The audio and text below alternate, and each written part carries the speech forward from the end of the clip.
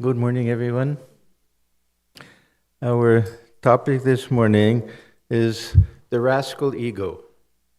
Yeah, somebody suggested not long ago that I speak on this topic of the ego. It comes up so many times. We read the Gospel of Sri Ramakrishna. This term, of course, is his term, the rascal ego. His language is a little more colorful, but the translation captures the gist of it, that this ego is the one thing that constantly makes us miserable.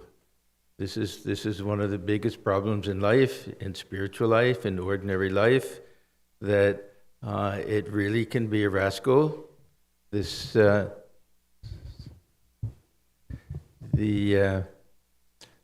a psychological point of view, this empirical ego, this and we know this term ahankara, ego, it equally means pride. This is one of the problems with this ego, that everything gets traced back to this ego. All of our desires, our passions, all of the interactions we have with people, this desire to impress other people, everything goes back to this ego. It's really such a difficult problem for us. And as Sri Ramakrishna says, if we analyze and we try to find it, and we try to understand it, we have a great difficulty in really knowing what this ego is. Sometimes he'll just identify this ego with Maya itself. So this is the problem, that we search for it, we won't find it, we turn our backs, and it's right there, and it's causing all sorts of problems, that all of our happiness, all of our sadness, everything gets traced back to this ego. So in ordinary life, in spiritual life, that this is an extremely important topic. This is why Sri Ramakrishna talks about it so much. That how, from a spiritual point of view, this little ego that we have, like a little cloud, can cover the whole sun. It has that power. It's a very strong type of thing, and yet it has no real substance to it. So this is that difficulty, that this little ego makes our lives miserable, and it hides God from us also. So this is the problem that we face, one of the great problems in spiritual life. Now, on the other hand, Sri Ramakrishna will tell us that we need to have a healthy ego, that this ego can be the most important and most beneficial thing in spiritual life, because we have to have a good, positive self-image. And he'll talk about this ego in terms of this ripening process. This unripe ego will be a very harmful thing for us, and the ripe ego will be very helpful in our spiritual life. And then ultimately both will disappear. This is a very classic example of getting a thorn in the foot and removing it with another thorn. The first thorn we can think of as this unripe ego, and the second one as the higher type. Actually, the unripe ego will grow into the ripe, but we can think of it as a second thing that will remove the first one. So this is not just in Vedanta. Every spiritual tradition will talk about this problem of this ego. The more we're filled with this I, the less room there is for God within. The very dominant theme in the Bhagavad Gita, that we have to be free from this sense of I and mine. Free from this feeling that I'm doing everything and I need to be respected for it, and these things belong to me.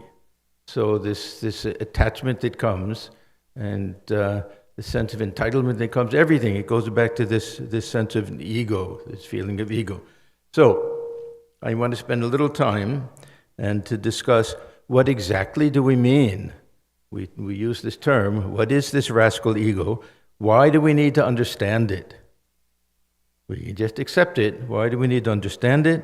Why do we need to transcend it?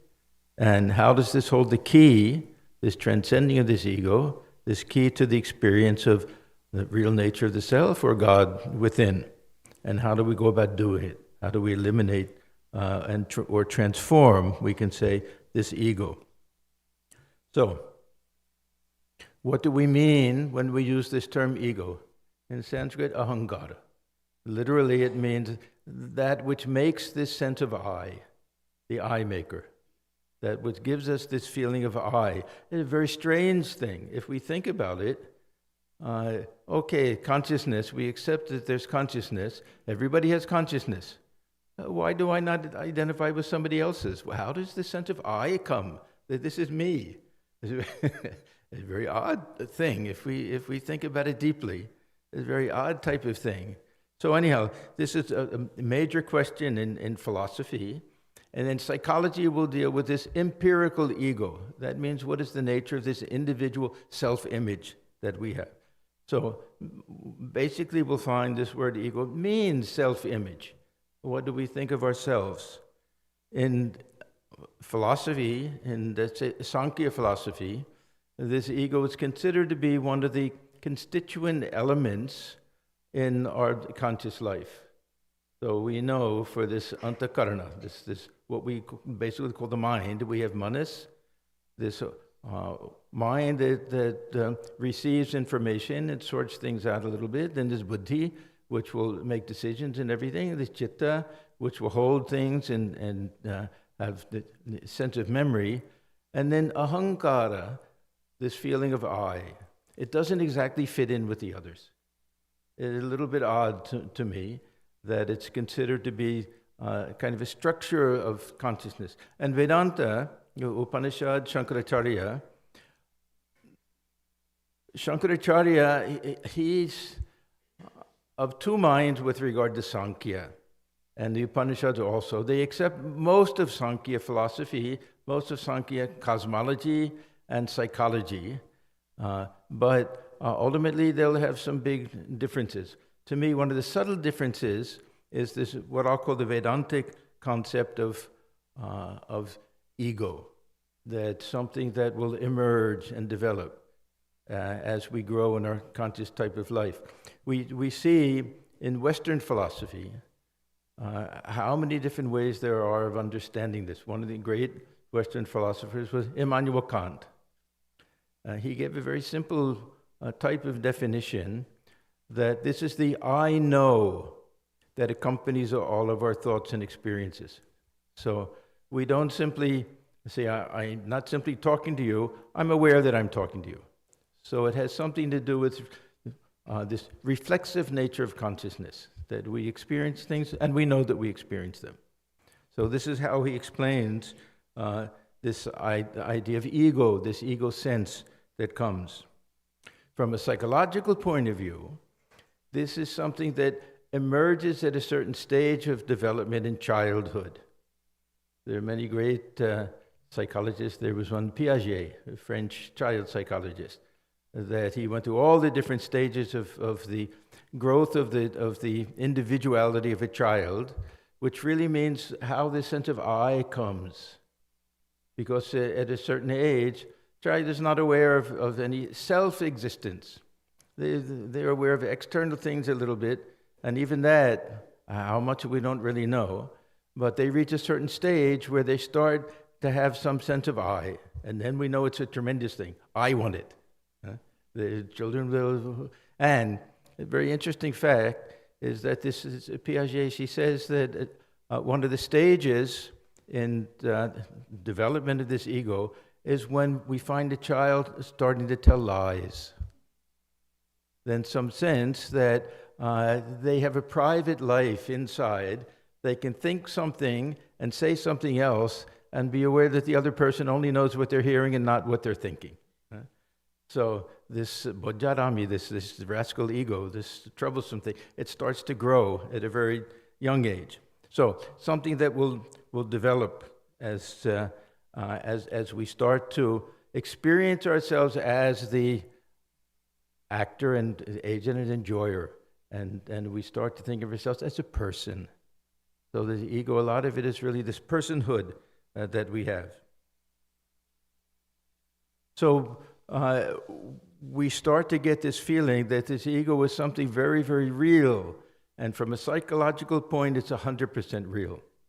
This is why Sri Ramakrishna will identify it with Maya. From a higher metaphysical point of view, it vanishes. We can't find any reality or substance to it. but in our everyday life, it's something that's so real and so pressing that it really can be the difference between whether we're happy in life or whether we're miserable in life, the type of ego sense that we develop.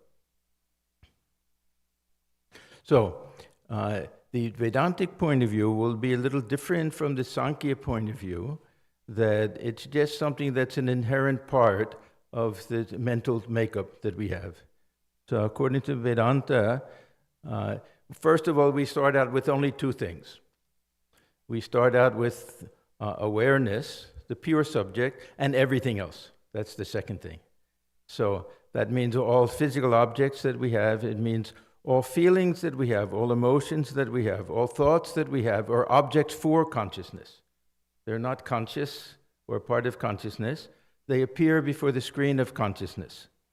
Now, one of the things that appears before the screen of consciousness is the ego, is our self-image, that we observe ourselves and we think of ourselves in certain very specific terms. We identify with our culture, with our race, with our intelligence, with our worldview, so many different things. This is an ego sense. Now, this beautiful concept of false identification, transference takes place, rather than observing this self-image that I have, I identify with it. So instead of saying that I'm watching myself have a certain reaction, I'm having the reaction. So I become this ego, which really is just an object for consciousness. I, as the witness, of observing this feeling of personhood that I have, but I identify with it. So this is this adhyasa. This is a very basic problem that we have. And Shankaracharya, he gives a beautiful explanation of how we have to go beyond manasta buddhi. When he calls it vijnanamaya kosha. We have the doctrine of the five sheaths. That when this starts to develop, that means some maturing takes place, some feeling of self-analysis. Then the sense of I emerges. So it's something that will not take place until a certain age in small children. Animals, do they have a sense of I? To a certain extent. I would say some of them do. But in general, we attribute this to the human being in the adult stage. We wonder sometimes why we say that only in this human level can we achieve God realization, can we change? Because we can develop this buddhi, this vijnanamaya kosha can develop to the point where we can start to shape our own lives, we can analyze ourselves. We have had long discussions about free will. This free will comes from this buddhi. Otherwise, if it's just mind, then we react according to our samskaras. This psychological determinism. We get to this higher state where we can observe and say, yes, I see I'm being pushed in the direction, I don't want to go there, I'll change. This is also a way of saying that we're refining and reshaping our self-image, this ego. This is the process of ripening this ego. So when the pure subject meets the object, and this perception takes place, or this cognition takes place, along with it comes this idea of I'm experiencing this. With this, this is called self-reflexive nature of consciousness. It doesn't simply know things, it knows that it knows things.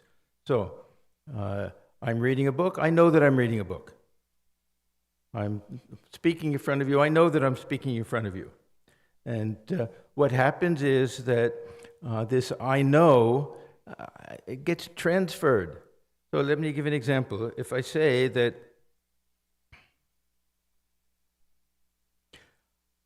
I'm observing myself undergo some type of emotional change. I can see that I'm gradually getting a little bit nervous or a little bit jealous or something like that. That immediately the switch is to, I'm getting nervous, I'm getting jealous. And the one who's observing all of that, the real I, disappears. If we're not aware, it goes behind. And we only know this lower ego, which is really an object for consciousness. Now we've turned it into consciousness, into the real self. This is the tricky part of this ego, that now we fully identified with the mind level, and we forget this pure witness, which is beyond everything. Watches the mind get excited, it doesn't get excited. Watches the mind get happy, it doesn't get happy. So this is that real self. There was a great French philosopher, Jean-Paul Sartre. I talk about him very often because my whole background for Vedanta was in Western philosophy. I studied Western philosophy. The type of philosophy that I studied just was a perfect segue into Vedanta. I feel very fortunate that I happened to stumble upon this, especially Sartre. He had such a brilliant understanding of his consciousness and ego and everything. He wrote a small booklet called Transcendence of the Ego. And the very first line is, the ego is an object in the world like any other object. Now, it's not like a table or a chair, but he meant that an object for consciousness. And we identify the ego with consciousness.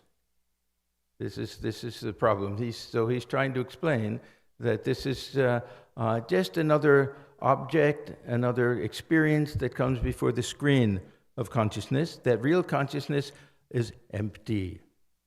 He wrote this famous book, Being and Nothingness. Nothingness means consciousness, that it's clear, like a clear wind blowing towards objects. It's a beautiful imagery that he uses. And when this experience of the world, even the experience of the ego takes place, then somehow this reflexive nature of consciousness goes to work, and we have this idea that I am the one experiencing it, and then we identify again with that ego. Now, what happens when we identify with the ego is that we're at the mercy of everything, of all of our emotions, all our experiences, anything that somebody says to us, any change in our appearance, all sorts of things. We become just like slaves to this ego, the lower ego. Yeah.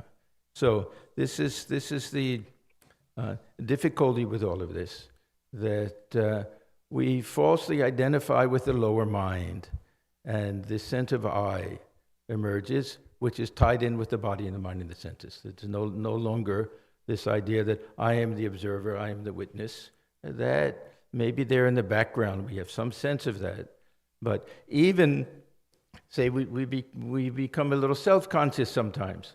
We use this term self-conscious. It doesn't mean real self-consciousness. It means embarrassed. Huh? Suppose we're alone in a room and we're singing. Huh? And we're not professional singers. We don't sing very well. But we're singing and having a great time. Then we realize that somebody else is there listening to us. Immediately, our attention switches. We're singing, we're not thinking about ourselves. Immediately it goes, the face gets a little red, that we identify ourselves now. This ego comes up, that what will this person think? That who am I to be sitting there singing and everything? So this sense of being self-conscious is not the real witness, because the witness is there observing ourselves feeling self-conscious. It always slips behind. It always slips behind. But this feeling of self-consciousness, that's this empirical ego that we're talking about.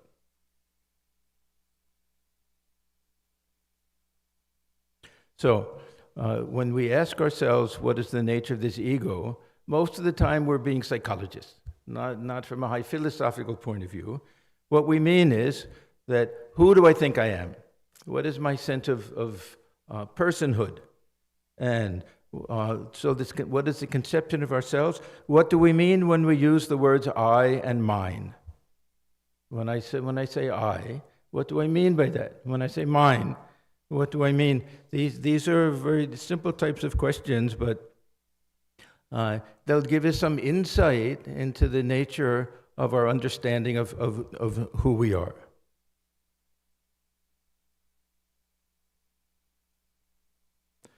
So I have an example here someplace.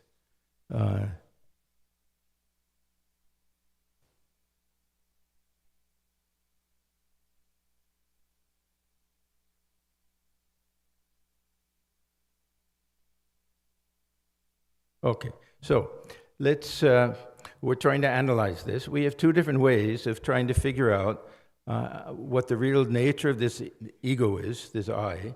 So one, we can say, is self-inquiry, that we ask this question: what do I mean when I use this word I and mine? This is a type of language philosophy that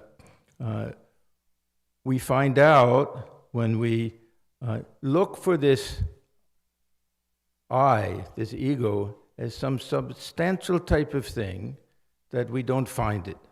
This is if we try to really get to the sense of that, we find that it kind of disappears on us. Now, Sri Ramakrishna will give different examples of this.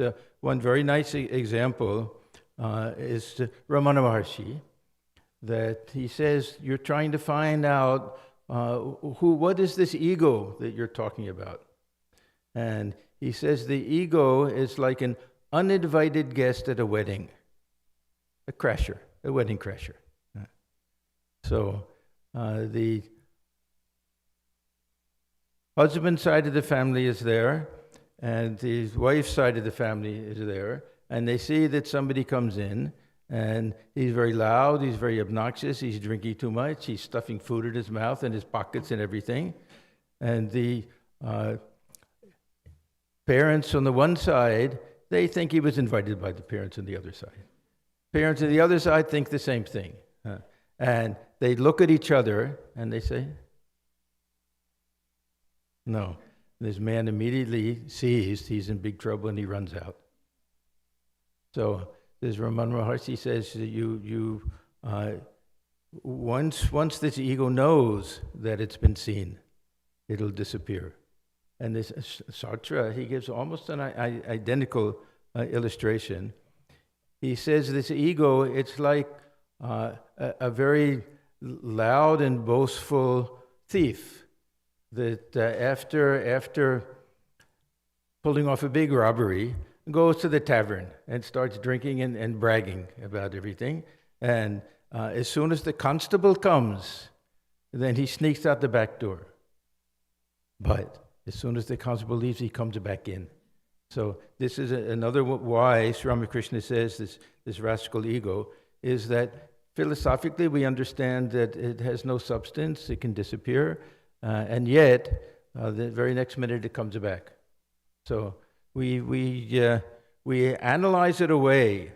One of the best ways, of course, is this Panchakosha doctrine.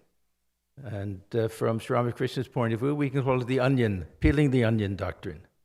That if we analyze this human body and personality in terms of this outer sheath, like the dark brown outer sheath of an onion, that's the physical part. Inside we have the mental part and the subconscious part, or 5 different elements, aspects they talk about. This process is analyzing where does our sense of I come from. When we speak of I, do we identify ourselves with this physical body? So we have to ask that when I feel myself, this sense of I, that how much does it depend on this physical body? Now, the sense of I, this is the important thing, the sense of I remains from the childhood to the very end of our lives as a sense of identity and a sense of continuity. This is the continuity in the midst of all possible change. How is it that I feel I'm the same person when I was just an infant that I feel now that I'm getting towards the end of the road? It's not because of the body. The body is constantly changing. So the sense of I am this body, or I have this body, it can't be because of this physical body. So we eliminate that.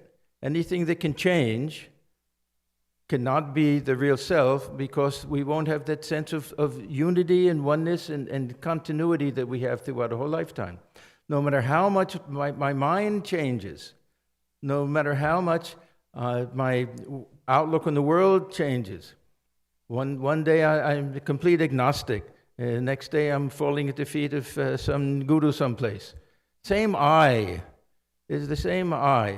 Will say, yes, before I was such a miserable, worthless person. Now, see, look at Girish. He would say, see who I was before and who I am now. He underwent such a change. The same I, but not the same mind. The worldview, mind view is so different, so we can't be this mind. So it goes on. This is that type of analysis that will take place. That means peeling off different layers of the onion. Now, what Sri Ramakrishna says, and what Vedanta will say, that what do we get when we peel everything off? Now, this onion example, Thakur uses this with regard to the ego. He says, you want to find this ego. Who is this I? This I that is so important to you, this ego sense. Peel off all of these layers, you won't find it. He says, you won't find this I there. You'll find this pure empty space, this infinite reality. There's nothing. It's not like you peel off the layers of the onion and we find some little kernel inside. It's just an empty space. So he says this is that ego, that it has an apparent reality and no actual reality. So we analyze that way, and we come to the conclusion that what we call this ego is just almost a misconception, a false identification. And not just as, we can easily say, structure and consciousness. That's okay. This is a very subtle type of doctrine, that just this falsely identifying with all these different aspects of our being. So we really have to ask ourselves this question. When I think of myself, this I, how is it possible that I feel that I'm the same person now that I was when I was a child? How is it that I can be so identified with a dream body in the dream and wake up and I find myself in this waking body without any sense that there's anything amiss? It makes perfect sense to me. The sense of I is independent of that. I like this example. If we think of someone who's been in a car accident, a very bad car accident, the whole body is burned, and all limbs are maimed and internal organs, so they're put in the hospital, and they can even do a face transplant nowadays. So everything looks different, all the organs are different, everything is different. Somehow this person survives, and when the person wakes up, the person has absolutely no idea that anything has changed. They look in the mirror and say, oh my God, who is that? It doesn't look like me. And why does everything feel different? Why now I have these prosthetic arms and things like that? But the sense of I is not dependent on any of that. And so we know that our sense of I is not dependent on this physical body. And and we do the same thing with the mind and the senses and everything. I'm the same person I am, whether I lose my sight or my hearing and everything else. Same person. So that real I is independent of all of this. So this real I that we're talking about is different from this empirical ego. This real I is the self, is the witness of all of that. So this is one way of analyzing. Another way is I said before, using the sense of I and mine. That if I talk about things that I possess, if I possess something, then I'm different from that. Obviously, if I have a house, it's my possession, it's my house. Now, I can say that I can talk about my ego also. That or somebody else that they have. such a sensitive ego. You say one thing and everything. So as if it's also a possession of ours. So we start to see that this is just something that's an object for us, and something we create this ego. We really create it ourselves, and yet it takes possession of us, and it causes so many difficulties in life. So we start to see how many different ways we use this term I. Let me give another example. So a friend comes up and says, I'm feeling depressed today. We say, why are you feeling depressed? I got on the scale and I saw that I gained 5 pounds today. Okay? Now, the first I, that I'm depressed, it's our emotional self. Our emotional self. Then, second one, I got on the scale. This is a volitional self that I took myself over and decided that I'll do, and I'll get on the scale. And then I saw that I gained 5 pounds. And now I'm the perceiver. Huh? And then this I am 5 pounds heavier. That means I'm identified with the body. I can't gain weight. Huh? My body can gain weight. I can't gain weight. But this false identification, this brings rise to this ego. So this is how we analyze the way we use the word I, the way we use the word mine also. We say, I bumped my arm. Okay, I bumped my arm. So there's an arm, it belongs to me. My feelings were hurt, emotions. My mind isn't very sharp today. Same thing with this ego. Today my ego received a big blow, and somebody else has a big ego. Even when we say I want to be free from the bonds of the ego, that means I know that I'm something separate from it. So we identify with it, and yet we know that somehow we're more than this ego. We have to have some sense of that at the very beginning. So we have these different methods that we can use, and what Sri Ramakrishna says is ultimately, and this is a very deep thought, that he says you search for this ami means I, and you'll find tini. Tini means he, means God. That we'll find who is the real agent of action, who is the real enjoyer, who is the real witness of everything. That's the divine self within. So this is that ultimate goal for all of that. So this is the analysis. Then we do the same thing in meditation. In meditation, when we withdraw the mind from the senses, and we forget that we have a body, we can experience everything without the experience of a body at that time. We may be daydreaming. I'm not saying it's deep meditation, but we can sit and forget that we're sitting in the room, and if we're deeply daydreaming, we'll think that we're sitting on some desert island, someplace, getting some sun, something like that.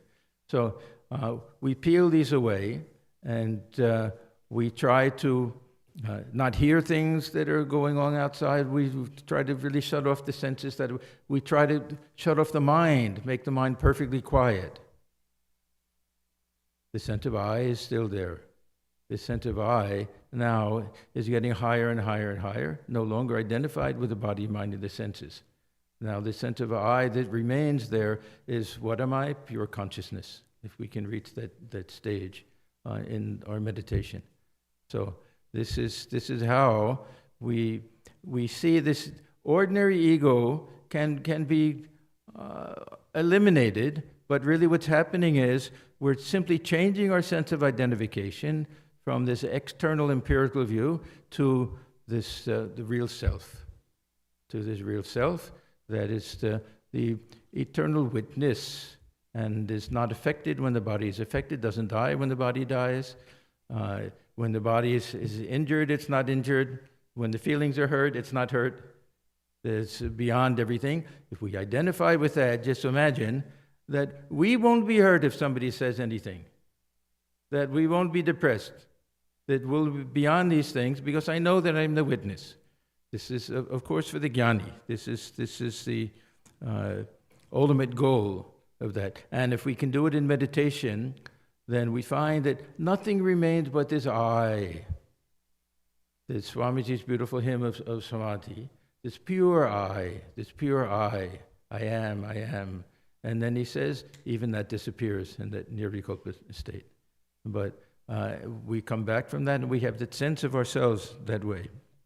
All right, now this sounds good, but we have to remember that Sri Ramakrishna tells us that no matter how clearly we understand all of this, no matter how well we can grasp this idea of the unreality, unsubstantiality of the ego, the sense of I keeps coming back. And the sense of I will keep coming back. Identification with this body-mind complex, not with anybody else's.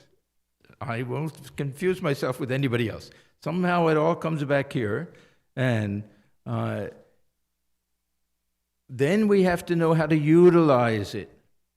So this is why when Sri Ramakrishna says this rascal ego, that's only part of the expression. What he really says is, if this rascal ego, or if this ego will not go completely, if you can't get rid of it, let the rascal remain as the servant of God or the child of God. Okay, now we're getting to the practical part of all of this, that the sense of distinction, the sense of duality, doesn't have to be based on anything real. It has to be an admission of our present understanding of things.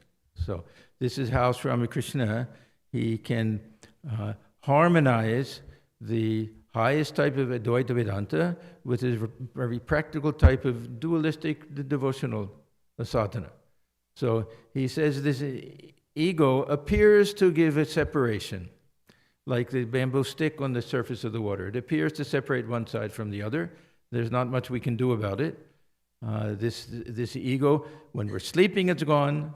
If we're very involved in reading a book or something, it may disappear a little bit. Samadhi is gone. Otherwise, this will come back. So we have to utilize this and make this ego our friend rather than our enemy.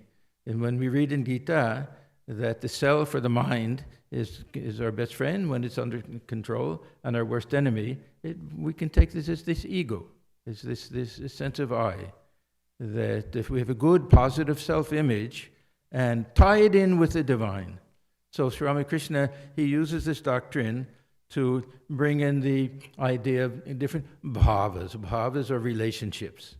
He says if we have a sense of ego, we have a sense of distinction, we have a relationship with God, and we can mold our sense of I. We can mold it. We can create it according to what will be best for us in our spiritual life. So if we have a tendency in that direction, then we give it a devotional twist to it. Suppose that a mother has a very strong maternal instinct, and the greatest pull, attraction for the mother is a small child, infant child. So that Sri Ramakrishna will say, yes, then cultivate that. Try to think of yourself from this maternal, motherly point of view, and look upon God as your child. This is Vatsalya Bhava. All of these bhavas will be like that. And for those who have a strong sense of service or a strong ego, see, there's another such a range of ways to explain all this. That if we take the child doesn't have much sense of the ego at all. The small child just relies on the mother for everything. This is one attitude. The Dasya Bhava, this will be strong. Yes, Hanuman, I can do anything taking the name of Rama. Very strong sense of I. But a good, very positive type of ego because it kills this other one. Because Rama didn't do anything with a selfish motive. So this is utilizing this ego in a relationship, in one of the different types of bhavas that we have. So this is how Sri Ramakrishna, the advice he'll give for most people. Now the jnani, what about the jnani? The jnani says, aham brahmasmi, I am Brahman. That's also an ego. It's an ego because it's a sense of who do I think of myself? I think of myself as one with the absolute divinity. This is also a ripe ego.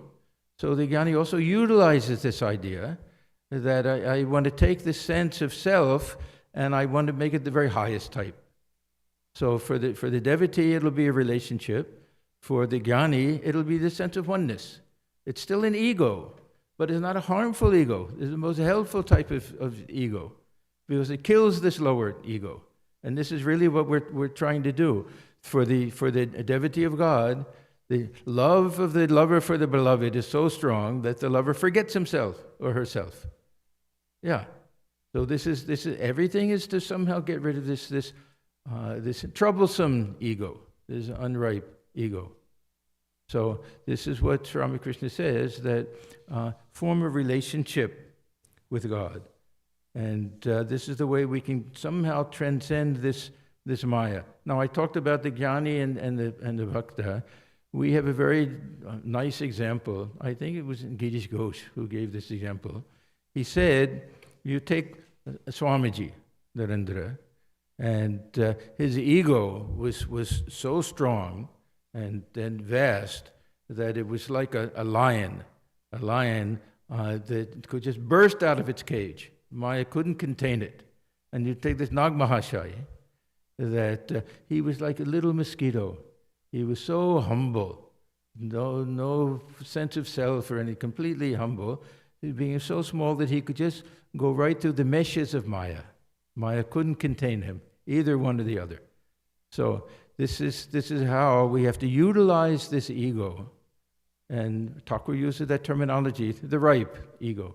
We utilize that so it becomes helpful in our spiritual life, and it gets rid of the other ego. This is Thakur's concept of how the positive side of something eliminates the negative side. He gives some different examples. We just read the other night that there's a type of green leafy vegetable called hinche. And ordinarily, if you eat spinach and other things, it increases bile. Now, this one particular type, not only doesn't it increase bile, it eliminates bile. It eliminates it. So this is that ripe ego. Not only does it help us form this relationship with God, but it eliminates this lower ego that's filled with all the petty desires and it's pettiness. That always caring about what other people think of us and this and that.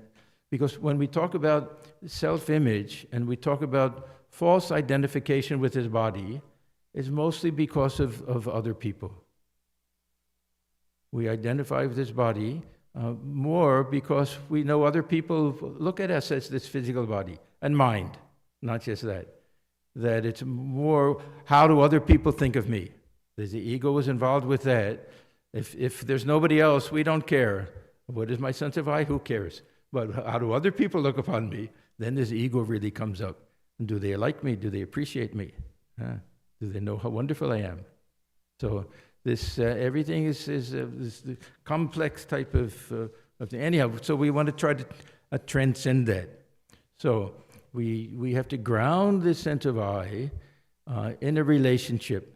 For the jnani, it's also a relationship of oneness. And for the devotee, all the different aspects, all different ways are possible, depending upon what is most appealing to us and what is most suitable for us. What type of relationship that we take with the divine. And through that, we get closer and closer. This ego becomes riper and riper. We can have the highest type of experience. Then when we come back from that, then this ego remains just as an appearance. It has no power to bind. As Sri Ramakrishna says, it's like the rope that's been burned.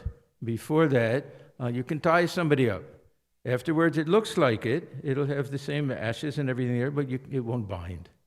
Then there's just a perfect freedom, and we can enjoy the bliss of God realization, whether it's the jnani or whether the bhakti, the same type of thing. So then we'll know the real nature of this ego. And for us now, it's enough if we understand that we have some say in the matter, that we have some say in how we look upon ourselves, what our self-image is. If our self-image is always based on what do other people think of us, and will they like me more if I have more money, and will they be afraid of me if I'm able to scold them, and all these things, if we analyze these things, we find that number one, they only make us miserable, and number two, it's based on falseness. It's based on this false understanding of who we really are. And then if we can transcend that, we can not only have some high type of realization, but also be free from all of this baggage that we can carry with us. So this is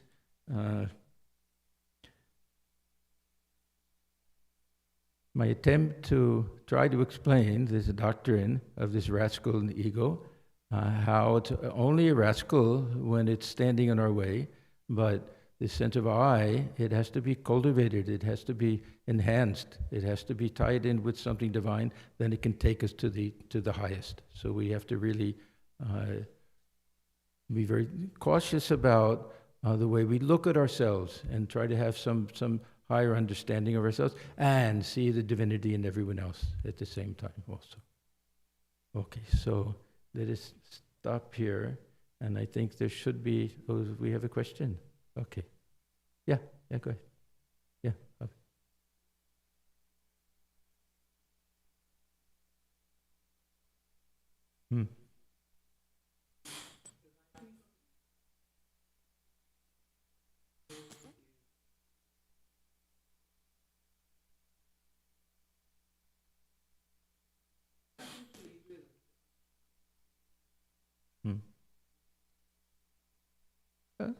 Yeah.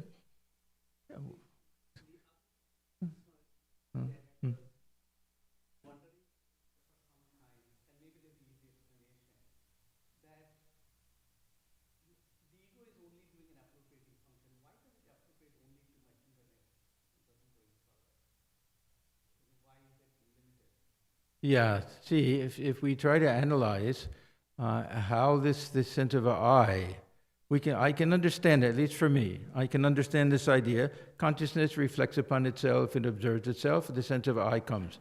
But why the I of me is different from the I of somebody, that's impossible to figure out. Why this sense of self-identification for me only goes as far as this physical body, that I can't identify with anybody else except in a secondary way. Now, I can identify, of course, someone who's similar to me, and we have similar likes and dislikes. Yeah, that's not the same. This is a strong, almost unbreakable sense of identification with this body and mind. Why is it that I see through these eyes and not those eyes? These are impossible questions. We throw out this word Maya and say, on account of Maya, we can't really, I can't at least. Yeah. Okay, one more question. Okay.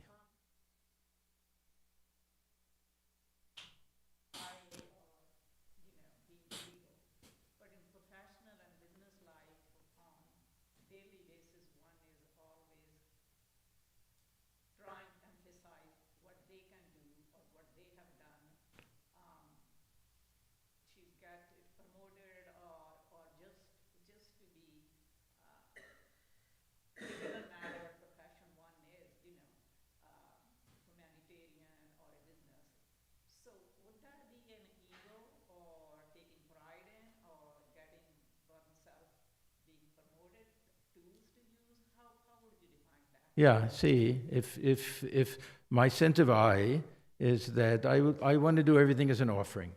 I don't want to have any selfish motive for things. If I want to offer something, I want it to be best. I want to do it perfectly. If I do my job and unless I do it well, I won't get a raise, that means I'm not doing it well.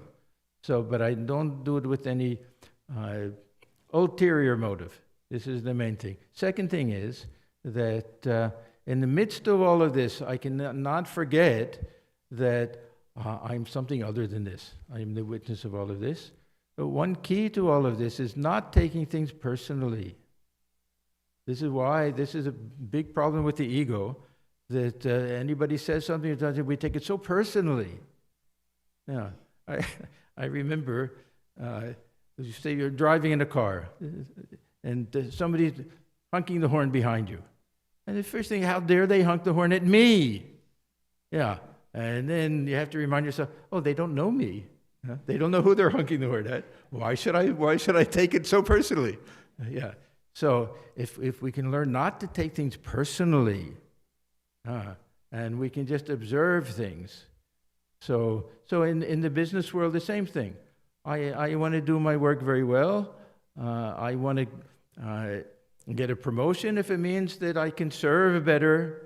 If it means not a promotion just for the sake of a promotion to make more money and my life is miserable.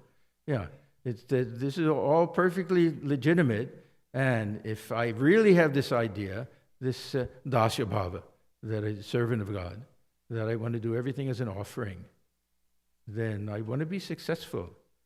We should take pride in what we do. How much pride Hanuman had in serving Rama. So the pride is very, very important, but not boasting. Not look at me, how wonderful I am. Internal, deep type of pride that what little I can do. Look at the chipmunks who were able to roll in the dust and roll in the bridge and add a little bit to the bridge that will take Rama to Lanka. How proud they were of that. Knowing that it's a small thing, it's all that they can do, but this is their way of contributing. So that type of pride is good. Yes.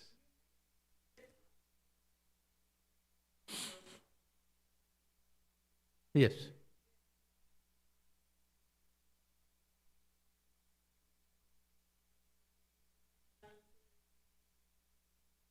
There's a development of mind.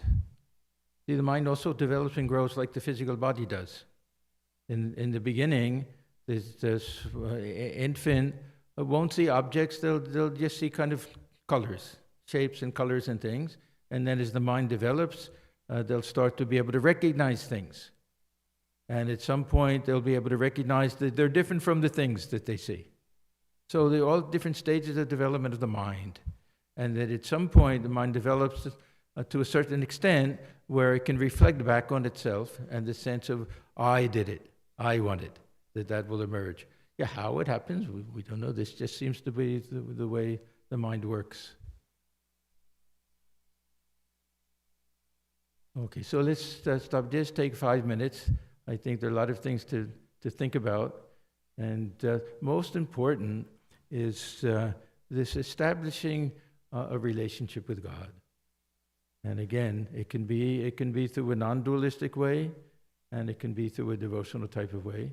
How this has that power to transform this ego, to turn it into this ripe ego, which will be the greatest help in spiritual life.